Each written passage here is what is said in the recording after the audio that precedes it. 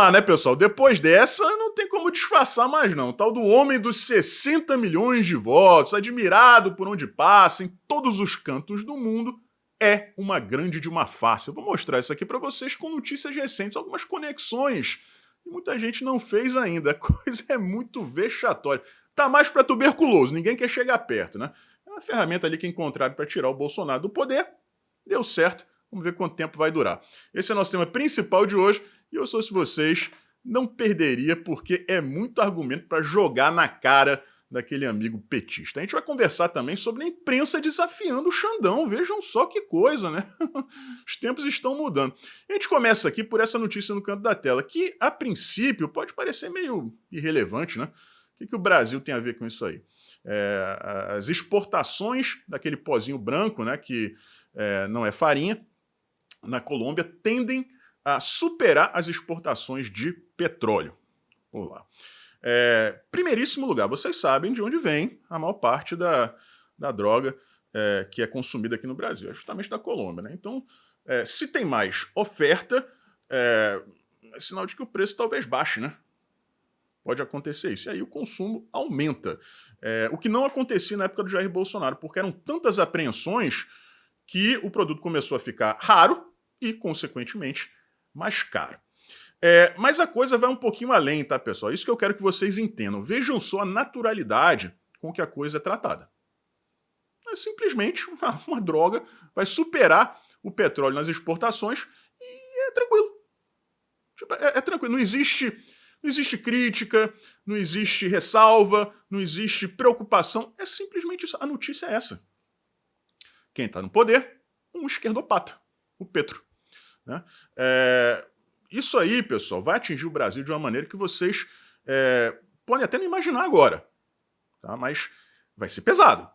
Vai ser bastante pesado. Inclusive, vocês vão começar a ver muita gente defendendo a liberação das drogas justamente por coisas como essas. Olha aí, dá dinheiro.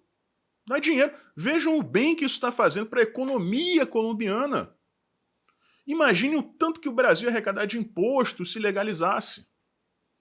O objetivo por trás dessas matérias é justamente esse. Então, por favor, né? Eu sei que vocês são espertos, mas não pode nem titubear, tá? Vamos falar aqui da imprensa, então. Porque é o seguinte, o Alexandre de Moraes, quando começaram os boatos sobre a tal da delação do Mauro Cid, ele disse que não aceitaria vazamentos. A gente sabe por quê, né? Porque é um grande pastel de vento contra o Bolsonaro, mas isso tem que alimentar narrativas, né? O objetivo é que isso alimente narrativas. A imprensa dizendo, porque isso pode, vai ter o Bolsonaro por causa disso, vai ter o Bolsonaro por causa daquilo, né? E isso aí vai meio que criando essas cortinas de fumaça que vão deixando lá para trás as desgraças que esse desgoverno produz, tá? Só que é o seguinte, a partir do momento que a imprensa passa a afirmar que essas narrativas são fruto de vazamentos da delação, aí a coisa fica diferente. Porque se o Xandão vai lá e diz, isso não vai vazar, pessoas de dentro da Polícia Federal responsáveis por vazamentos serão, né, vamos usar aqui a palavra, né, do que ele faria, o que ele faz, né, com o pessoal da igreja, mas enfim, vocês entenderam a mensagem. E tem gente na imprensa dizendo que essa delação está sendo vazada, então tem alguém aí desafiando o Todo-Poderoso. Né? Eu sei que muita gente vai dizer assim, Ed, você é muito ingênuo de achar que ele estava falando a verdade. Não, pessoal, não é ingenuidade, justamente pelo que eu falei para vocês. Não é do interesse deles que isso aí vaze. Porque senão isso deixa de alimentar as narrativas. Né? O interesse deles é que a delação permaneça em segredo para que isso gere as... Né? Não, pode ser isso, pode ser aquilo. Se vaza a delação completa, acabou a narrativa. Então é sim do interesse do Xandão que isso não vaze. E a imprensa está dizendo que está vazando. Né? A gente tem aí, o Noblar já veio com umas 3 ou 4 aí, postagens falando sobre informações que supostamente vieram da delação. Ele, que é o autor da matéria que eu mostrei aqui no começo, dizendo que não podia vazar. Folha de São Paulo, Estadão, o Globo, todo mundo meio que divulgando aí supostos vazamentos e informações que teriam partido de dentro da Polícia Federal. Então, vamos lá, né?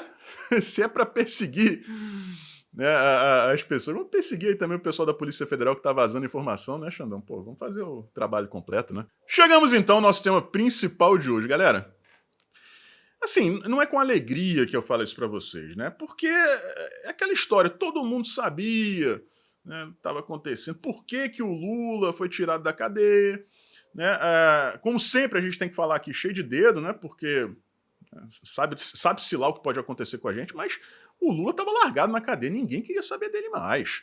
As lideranças ali, a Gleisi Hoffmann ia lá, né? O Paulo Pimenta ia lá, né? O Vampiro ia lá, mas de resto ninguém queria saber do Lula.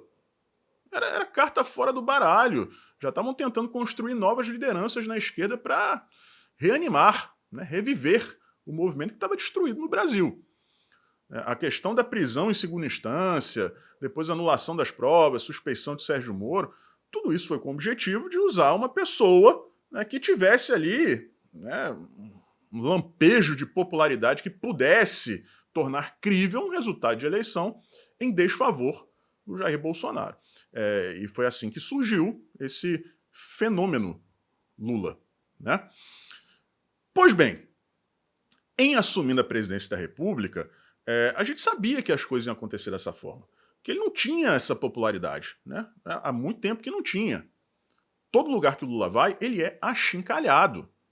A não ser quando tem aquela militância ensaiada ali, como foi em Nova York, a gente vai falar sobre isso daqui a pouquinho. Né? 3 combis cheios de gente com gritos ensaiados ali. Mas vamos lá, primeiro teve o 7 de setembro. As imagens são constrangedoras. As justificativas, piores ainda, porque começaram a dizer, não, é isso aí mesmo.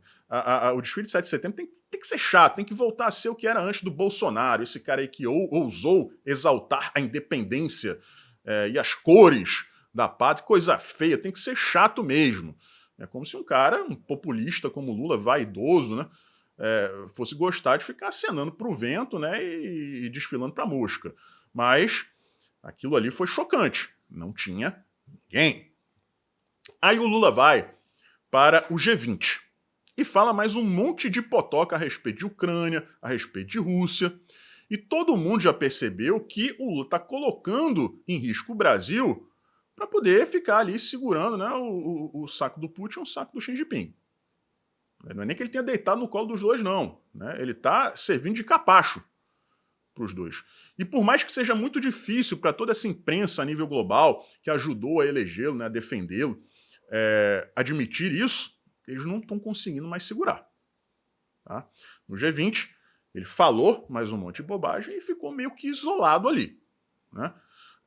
A especialista da BBC, no final, claro, eles têm que colocar o Bolsonaro no meio. Não, ele não é mais o cara, mas tem aqui algumas cartas na manga e tal, tá tendo que superar isso, o impeachment da Dilma, a própria prisão, um governo questionável como o do Jair Bolsonaro. Por que questionável, especialista? Falando nisso, né, abrindo um parênteses aqui, para vocês verem o nível, né?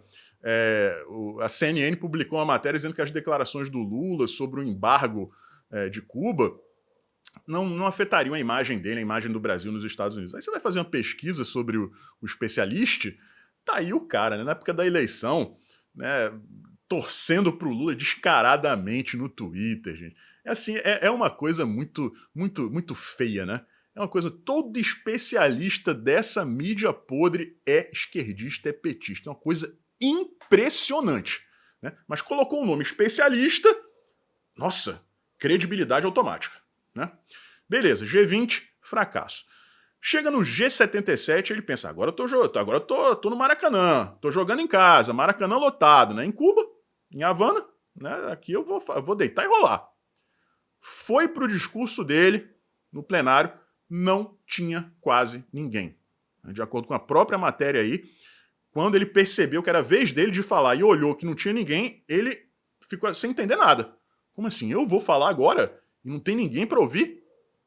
E lá foi ele falar aquelas basófias de sempre dele, né, criticando o embargo econômico contra Cuba, dizendo que isso é um crime, justificando o fracasso de mais um regime comunista, né, botando na conta do capitalismo, o malvadão, né, como eles sempre fazem. É aquela história, né, para o comunismo dar certo, todo mundo tem que colaborar. Né? Todo mundo tem. A única maneira da gente tem para saber que o troço dá certo, o socialismo, é todo mundo aderindo. Né? Muito bom, né, Lula? E aí vocês veem, pessoal, um cara que teve 60 milhões de votos no Brasil, não pode colocar o pé na rua, que é xingado. 7 de setembro, não tem ninguém, né, tirando ali os funcionários públicos que foram quase obrigados a ir levar a família. Vai para o G20, né, fala mais um monte de bobagem, né, e fica isolado porque aquela turma que ajudou a eleger ele, né, você pega o Macron, o Joe Biden, já perceberam que o negócio era pior do que eles imaginavam. Né? Chega no G77, jogando em casa em Havana, passa vergonha, ninguém quer escutar o cara. Né? Para completar, antes de ir embora, vai visitar o irmão do Fidel Castro. Aí, o que as matérias dizem? Ex-líder cubano. Ex-líder? Ex-líder Globo. Ex-líder CNN. Ex-líder Folha. Ex-líder Estadão. Ex-ditador. Falem o nome certo, falem o nome correto. Mas aí o cara sai de lá e vai para Nova York. Depois dessa visita aí aos Estados Unidos, ele terá completado 2 meses fora do Brasil, em 8 meses de desgoverno, tá? Esse aí é o nível de preocupação que esse cara tem com os pobres do Brasil. Mas enfim, foi aos Estados Unidos.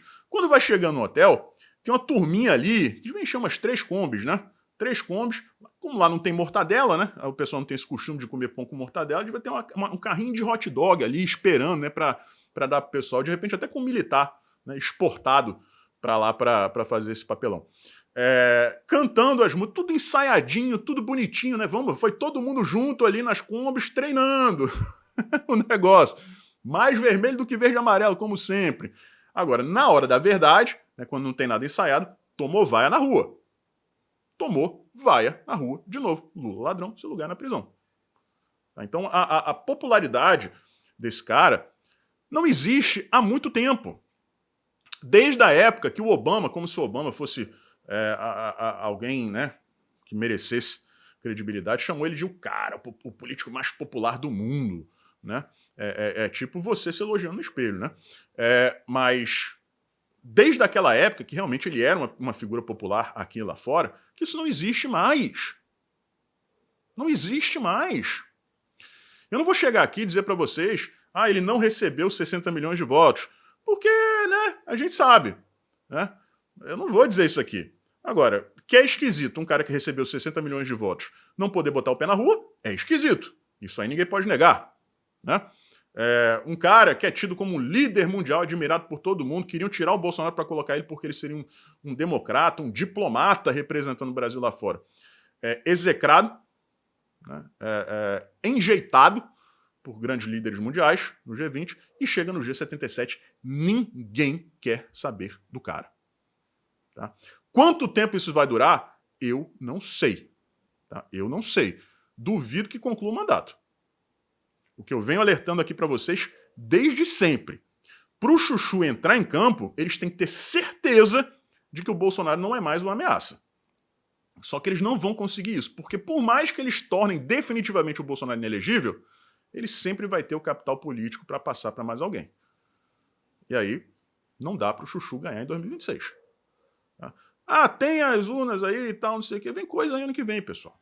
Tem coisa aí ano que vem, CCJ, tem algumas coisas acontecendo nos bastidores e acredito que a gente vai ter boas notícias aí ano que vem, tá? Então, é isso, é isso. É o homem dos 60 milhões de votos que não consegue carregar meia dúzia de pessoas para a rua.